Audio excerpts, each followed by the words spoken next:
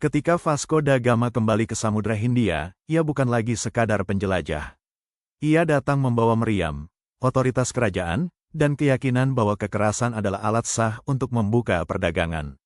Di lepas pantai India, sebuah kapal Arab dicegat. Muatannya dirampas. Kapal itu kemudian dibakar di laut, sebuah pesan mengerikan bahwa kekuasaan baru telah tiba di Samudra Hindia. Saat tiba di Calicut, Vasco da Gama tidak datang untuk bernegosiasi. Ia menuntut Zamorin, penguasa Hindu Calicut, untuk mengusir seluruh pedagang Muslim dari pelabuhan. Tuntutan ini bukan hanya tidak masuk akal, tetapi juga mengancam tatanan ekonomi yang telah berlangsung berabad-abad. Ketika Zamorin ragu, da Gama memilih jalan teror. Ia menangkap dan membunuh penduduk pesisir yang tidak berdaya, lalu membombardir pelabuhan. Bagi dunia Samudra Hindia, ini adalah perkenalan pertama dengan imperialisme Eropa dalam bentuk paling brutal. Marah namun tak berdaya, Zamorin akhirnya mengalah. Dengan meriam dan teror, Vasco da Gama mendapatkan apa yang gagal ia peroleh lewat diplomasi. Perdagangan kini dibuka, bukan melalui kesepakatan, melainkan ketakutan.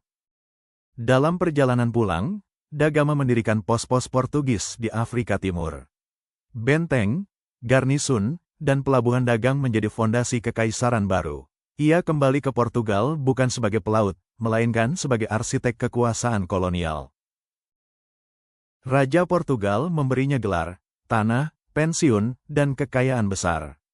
Dari pinggiran Eropa, Portugal berubah menjadi kekuatan global. Dan di pusat perubahan itu berdiri satu nama, Vasco da Gama. Tahun 1524, Vasco da Gama kembali ke India, kali ini sebagai wakil raja. Beberapa bulan kemudian, ia jatuh sakit dan meninggal di tanah yang dulu ia taklukkan dengan kekerasan. Jenazahnya akhirnya dipulangkan ke Portugal. Pelayaran Vasco da Gama membuka jalur laut langsung ke India. Ia mengubah dunia, tetapi dengan harga yang sangat mahal. Kekayaan, kekuasaan, dan kekaisaran lahir dari rempah-rempah dan dari kekerasan. Inilah awal dunia modern, dengan segala kontradiksinya. Sebelum tahun 1498, Samudra Hindia bukanlah ruang kosong. Ia adalah dunia perdagangan yang ramai, dikuasai oleh para pedagang Muslim yang selama berabad-abad menghubungkan India, Timur Tengah, Afrika Timur, dan Asia Tenggara. Kedatangan Vasco da Gama mengubah keseimbangan itu. Dengan meriam dan kapal bersenjata, Portugis secara cepat menggusur para pedagang lama dan mengambil alih jalur laut utama. Bagi para pedagang Muslim, jalur baru ini adalah bencana.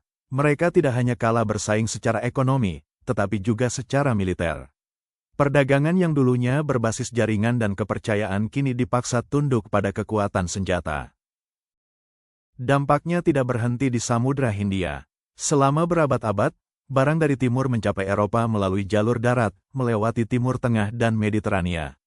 Kini, jalur laut Portugis yang mengelilingi Afrika jauh lebih murah. Akibatnya, Turki Utsmaniyah dan kota-kota dagang Italia seperti Venesia mulai kehilangan peran strategisnya.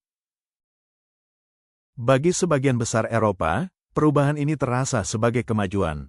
Rempah-rempah dan barang mewah dari timur menjadi lebih murah dan lebih mudah diperoleh. Namun, kenyamanan ini dibangun di atas runtuhnya sistem perdagangan lama dan lahirnya ketimpangan baru. Namun dampak terbesar pelayaran Vasco da Gama tidak terjadi di Eropa. Ia terjadi di India. Sebelum 1498, India relatif terpisah dari Eropa dan berkembang sebagai dunia yang mandiri. Pelayaran da Gama membawa India ke dalam kontak langsung dan berkelanjutan dengan kekuatan Eropa. Melalui jalur laut, pengaruh Eropa perlahan berubah menjadi kekuasaan. Perdagangan diikuti oleh benteng. Benteng diikuti oleh administrasi. Hingga pada abad ke-19, seluruh anak benua India berada di bawah kendali Inggris, satu-satunya masa dalam sejarah India bersatu di bawah satu penguasa asing.